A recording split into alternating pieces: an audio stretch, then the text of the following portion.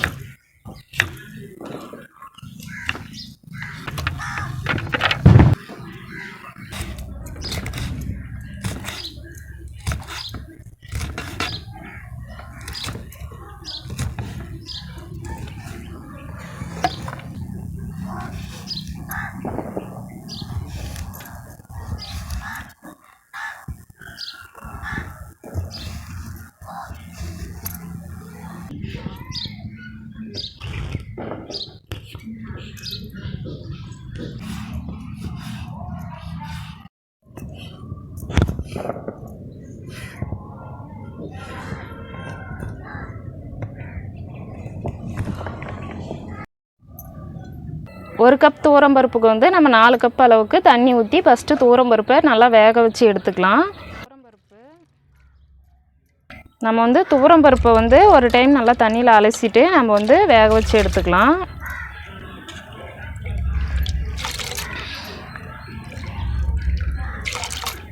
இப்போ நம்ம வந்து துவரம்பருப்பு 200 கிராம் அளவுக்கு எடுத்து வச்சுருந்தோம். பாசிப்பருப்பு 100 கிராம் அளவுக்கு எடுத்து வச்சுருந்தோம்.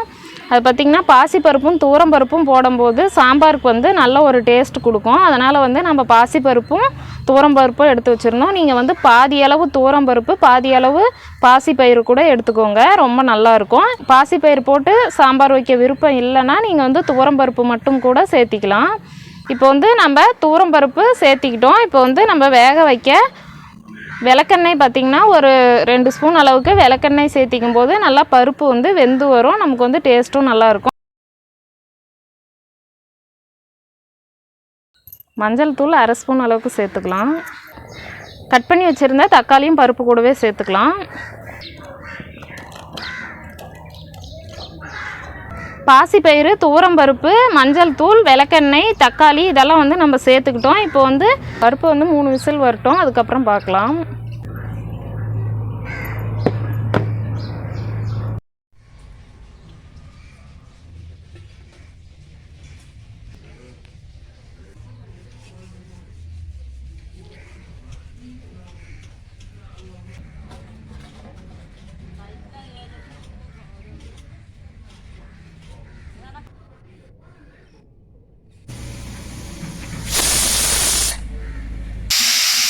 இந்த விசில் வந்து நம்ம போட்டுட்டு எடுத்துட்டு சுத்தமாக காற்றெல்லாம் போன பிறகு தான் நீங்கள் வந்து ஓப்பன் பண்ணணும் குக்கரை. அப்படி இல்லைன்னா வந்து மேலே தெரிச்சிரும். அதனால் பார்த்து பத்திரமா செய்யுங்க. குக்கரை ஓப்பன் பண்ணிக்கலாம். துவரம்பருப்பு பார்த்திங்கன்னா நல்லா வெந்துருச்சு. ஸ்டவ்வை வந்து மறுபடியும் ஆன் பண்ணிக்கலாம். பருப்பு பார்த்திங்கன்னா இந்த அளவுக்கு நல்லா குழஞ்சி வர அளவுக்கு நீங்கள் பாத்திரத்தில் வேக வச்சிங்கனாலும், குக்கர் இல்லாமல் பாத்திரத்தில் வேக வச்சிங்கனாலும் இந்த மாதிரி நல்லா பருப்பு வந்து குழைய வேக விட்டு எடுத்துக்கோங்க. இப்போ வந்து பருப்பு வந்து நம்ம இந்த மாதிரி கொலப்பாக இருக்கிறதுனால நம்ம வந்து அதுக்கு தேவையான அளவு தண்ணி ஊற்றிக்கலாம். விசிலில் வந்து மேலே வர ஆரம்பிக்கும் தண்ணி, அதனால் வந்து நான் வந்து கம்மியாக தான் ஊற்றிருந்தேன். இப்போ வந்து நம்ம தண்ணி தேவையான அளவு சேர்த்துக்கலாம். நம்ம இப்போ கட் பண்ணி வச்சுருந்த கேரட், பீன்ஸு, கத்திரிக்காய், முருங்கைக்காய் எல்லாமே சேர்த்துக்கலாம். எடுத்து வச்சுருந்த சாம்பார் வெங்காயம், அதுக்கப்புறம் பூண்டு, இதுவும் நம்ம பருப்பு கூடவே சேர்த்துக்கலாம். எடுத்து வச்சுருந்த சீரகத்தை சேர்த்துக்கிட்டோம். போன வீடியோவில் அரைச்சிருந்தோம் நம்ம சாம்பார் தூள். நம்ம அரைக்கிற சாம்பார் பொடி மட்டும் போட்டாலே போதும், சாம்பார் ரொம்பவும் நல்லாயிருக்கும். பார்த்திங்களா, சாம்பார் பொடி நான் வந்து 2 ஸ்பூன் அளவுக்கு சாம்பார் பொடி சேர்த்துக்கிறேன். நான் வந்து காரத்துக்காக எதுவும் சேர்த்துக்கல, சாம்பார் பொடி மட்டுமே சேர்த்துருக்குறேன். உங்களுக்கு வந்து காரத்துக்கு தகுந்த மாதிரி சாம்பார் பொடியை இன்னும் கொஞ்சம் நீங்கள் வந்து சேர்த்துக்கலாம்.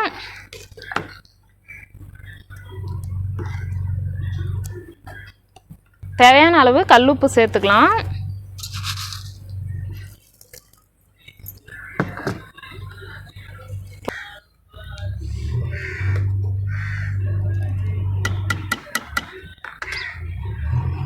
சாம்பாருக்கு பார்த்திங்கன்னா காய்கறி எல்லாம் போட்டுட்டு நம்ம வேக வச்சுருக்குறோம். புளி கரைசல் வந்து கரைச்சி நம்ம வந்து தண்ணி வந்து வடிகட்டி எடுத்துக்கலாம்.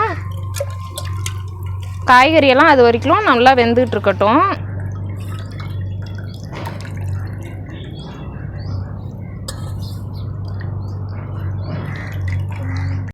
இப்போ வந்து நம்ம போட்டிருந்த காய்கறிகள்லாம் நல்லா வெந்துருச்சு. இப்போ வந்து நம்ம புளி கரைசலை சேர்த்துக்கலாம்.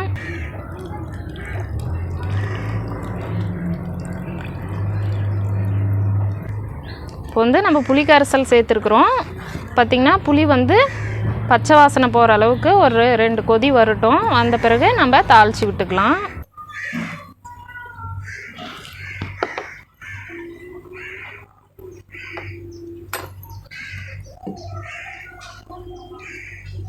புளி வந்து நல்லா பச்சை வாசனைலாம் போயிட்டு நல்லா கொதித்து வந்துருச்சு. இந்த டைமில் வந்து நம்ம தாளித்து விட்டுக்கலாம். சாம்பார் வந்து நல்லா ரெடி ஆயிடுச்சு.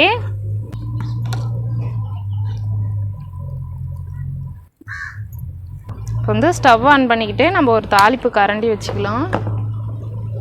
இப்போ வந்து கரண்டி வந்து நல்லா சூடாயிருச்சு. இப்போ வந்து நம்ம எண்ணெய் சேர்த்துக்கலாம். இப்போ வந்து எண்ணெய் வந்து நல்லா காஞ்சிருச்சு. இப்போ கடுகு உளுத்தம் பருப்பு சேர்த்துக்கலாம்.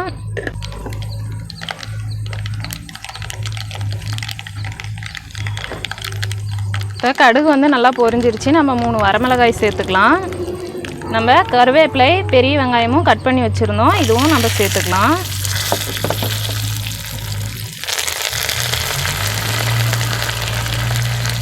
கருவேப்பிலை வெங்காயம்லாம் பார்த்திங்கன்னா நல்லா வதங்கி வந்துருச்சு. இந்த டைமில் வந்து எடுத்து வச்சுருந்த பெருங்காயம் சேர்த்துக்கிறோம்.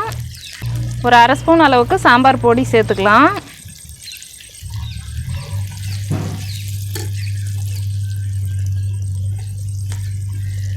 இப்போ வந்து ரொம்ப கரிஞ்சிடக்கூடாது, லேசாக வதங்கினா போதும். இப்போ வந்து நம்ம சாம்பார் கூட நம்ம தாளிப்பை சேர்த்துக்கலாம்.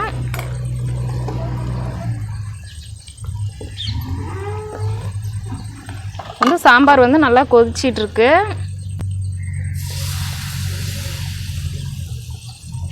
இப்போ வந்து நம்ம தாளித்து விட்டுட்டோம். இப்போ வந்து நம்ம அடுப்பை ஆஃப் பண்ணிக்கிட்டோம்.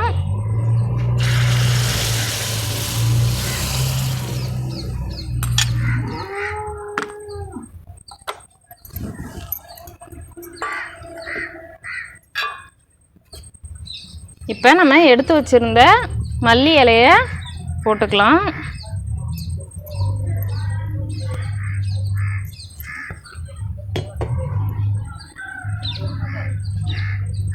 இப்போ வந்து கல்யாண வீட்டு சுவையில் நமக்கு வந்து சாம்பார் வந்து ரெடி ஆயிருச்சு.